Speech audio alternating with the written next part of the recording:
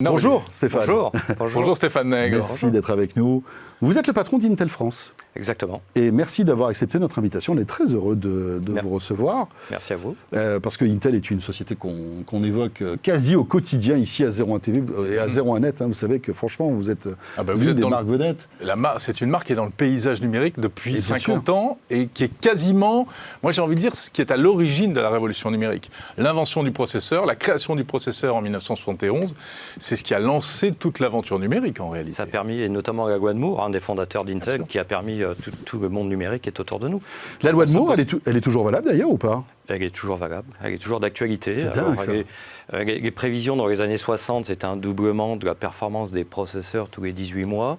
Il y a des années où c'est un peu plus rapide, un petit peu plus lent, mais on est toujours sur une trajectoire où chaque année, et on va peut-être en parler, on propose des technologies qui sont toujours en amélioration. Alors au CES de Las Vegas, vous vous êtes fait beaucoup remarquer avec plein de choses qui étaient présentées, même si chez Intel, on est habitué à ce que vous montriez des choses qu'on ne retrouvera pas forcément dans le commerce après, parce que c'est plus des démonstrations technologiques. Voilà, c'est pour impulser on montre souvent des choses qu'on ne trouve pas tout de suite dans le commerce, mais qui sont quand même assez innovantes et qui vont inspirer l'écosystème ou l'industrie du numérique. Donc on a montré quelques exemples. Vous avez parlé de smartphones qui se déplient. On a montré des prototypes de PC qui se déplient avec un doux nom qui s'appelle Horseshoe Band. Horseshoe Band, c'est la chaussure du cheval, c'est ça ? Voilà, c'est le fer à cheval. Le fer à cheval, mais l'idée c'est de pouvoir offrir un PC comme l'image qu'on en a des smartphones qui se déplient. Donc il est quasiment en permanence un 12 pouces, voire un petit 12 pouces très fin. Vous pouvez le déplier, vous avez un écran de 17 pouces. Alors c'est des prototypes qui nécessitent énormément de technologie, pas uniquement de l'écran. Ce qu'on voit voir, c'est l'écran qui est nouveau. Oui, c'est vrai on voit cet écran qui est plié. Beaucoup de technologie, notamment au niveau du processeur, pour des refroidissements, pour des niveaux de performance, pour qu'il y ait une expérience utilisateur qui soit appréciable et que ce ne soit pas juste un outil de technologie qui se déplie. Parce qu'à l'intérieur, il n'y a pas de carte mère souple, il n'y a pas de processeur souple encore. Non. Mais il y a des composants qui sont spécifiquement développés pour, parce que il y a des contraintes technologiques du fait que l'écran utilise toute la surface et se replie sur lui-même, notamment de refroidissement qui sont très importants. Parce que, en fait, votre équation, elle est de plus en plus compliquée. C'est toujours plus petit, toujours plus puissant et qui dégage le moins de chaleur. C'est un peu l'équation... Ça, c'est la loi de Moore. Donc, la promesse physique, technologique de la loi de Moore, c'est exactement ça. Après, il faut le transformer en plateforme ou en outils qui vont amener un confort d'utilisation, une expérience d'utilisation. On est toujours en amélioration. Et donc, on travaille énormément chez Intel pour aller par-delà l'innovation au niveau du processeur, pour aller jusqu'au moment où l'utilisateur voit une amélioration. Donc le PC qui se replie, c'est un exemple. Les formats de PC qui sont de plus en plus petits. Vous savez, un desktop, il y a quelques années, c'était 30-35 litres en volume. Donc vous imaginez les tours qu'on avait sous son bureau.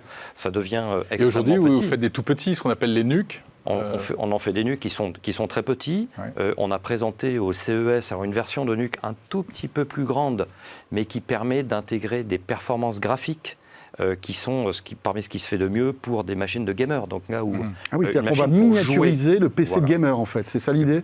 Le PC de gamer qui est resté une grosse tour, qui est devenu un petit peu transportable, parce qu'il y a des versions de plus en plus portables de PC gamer, mais des fois avec des contraintes qui limitent un petit peu la puissance ici et là, notamment graphique ou du processeur. Donc là, on arrive sur des petits formats, type NUC, vraiment dédiés à ce marché, et qui vont permettre d'offrir des machines encore plus faciles d'utilisation, parce que plus transportables, plus petites, qui font moins de bruit, qui consomment moins et qui sont moins chères. On en parlait la semaine dernière avec Aymeric Siméon d'ailleurs de ce NUC.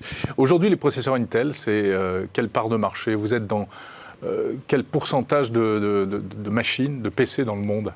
Alors, si on parlait du monde numérique, on pense qu'on est inférieur à 30% du marché du monde numérique. Et donc, on essaye de faire des progrès par rapport à ces 30%. Si vous segmentez, vous regardez uniquement la marché du PC. Sur le PC, vous avez l'immense majorité. C'est-à-dire que vous êtes majoritaire dans le PC, ça bouge minoritaire dans le smartphone, mais par exemple. On est content de nos positions.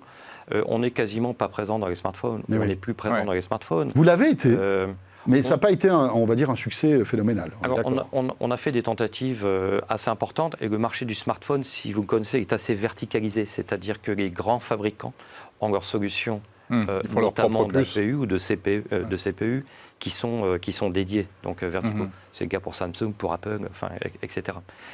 Donc après, il y a toute on la est famille présent des sur des marchés qui sont plutôt des marchés horizontaux. Le passé reste un marché horizontal avec beaucoup de fournisseurs, un écosystème très dynamique avec une offre pléthorique. Donc c'est les marchés qu'on essaye de servir. Le marché du serveur aussi est un marché qui est très dynamique. Ouais. Donc sur ces deux marchés-là, on a des parts de marché qui nous satisfont. Sur d'autres marchés, voire émergents, eh bien, on est challenger comme d'autres. D'accord, parce qu'on a plutôt l'image de vous comme leader, et avec un challenger qui est votre compétiteur de toujours, qui est AMD. Sur les marchés qu'on connaît, mais les développements les plus importants chez Intel, ce sont ceux qui vont ouvrir de nouveaux marchés. On parle aujourd'hui de voitures autonomes, on parle d'intelligence artificielle.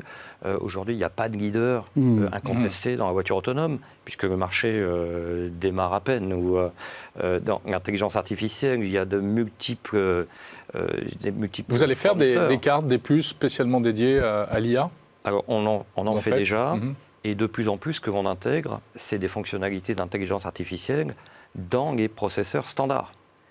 Aujourd'hui, l'intelligence artificielle, ce n'est pas réservé à des machines spécialisées.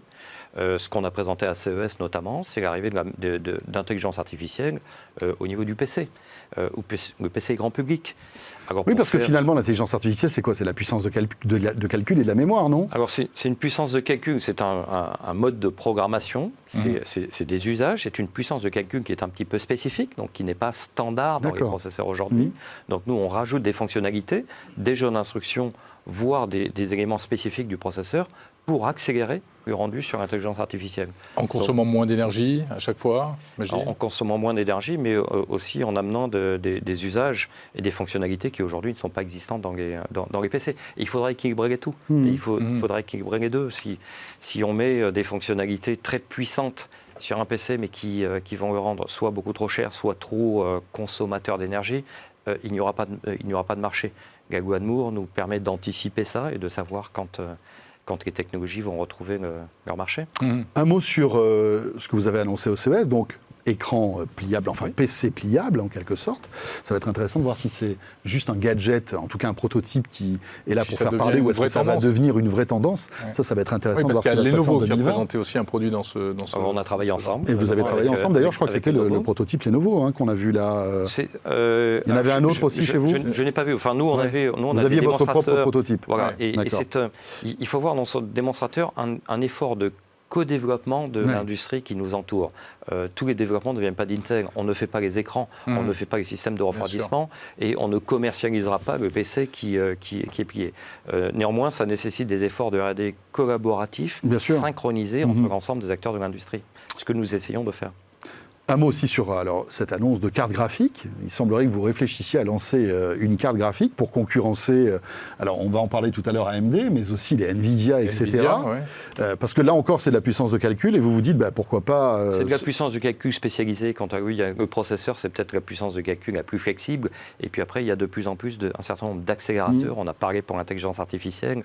Les cartes graphiques, c'est pour du rendu graphique. Mais certaines technologies présents dans les cartes graphiques peuvent améliorer des rendus sur de l'intelligence artificielle. Parce que vous faites déjà des cartes graphiques.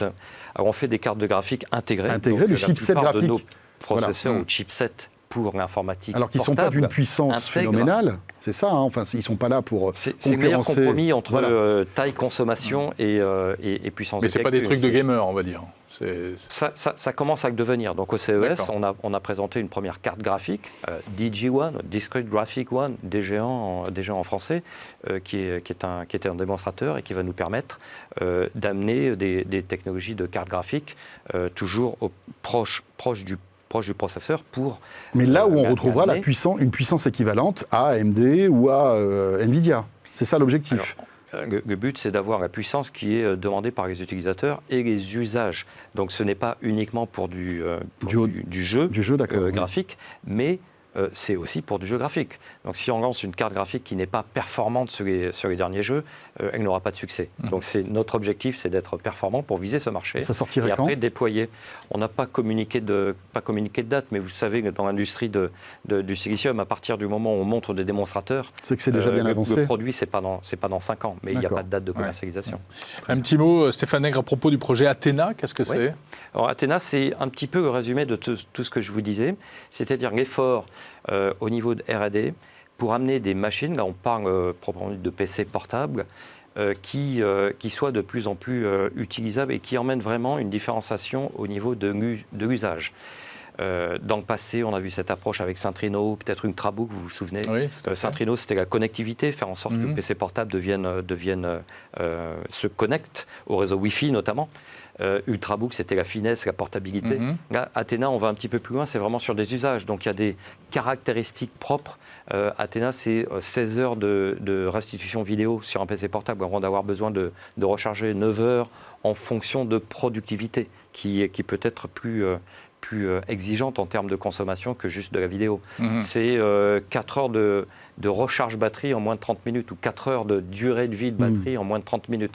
Donc il y a un certain nombre de choses, en plus de la consommation des écrans. Donc on vise des écrans à moins de 1 watt. C'est très performant, de finesse d'écran. Donc c'est tout ça concentré sous une dénomination Athéna. Ça sera le meilleur. Ce sera un peu des guidelines pour les constructeurs ensuite. Très bien, super. Donc ça c'est pour le grand public et évidemment vous êtes également sur le marché B2B, etc. Et puis plein de choses dans l'environnement, la santé, ça sert à ça, le numérique et la puissance informatique aujourd'hui. Merci beaucoup Stéphane Nègre. Merci à vous.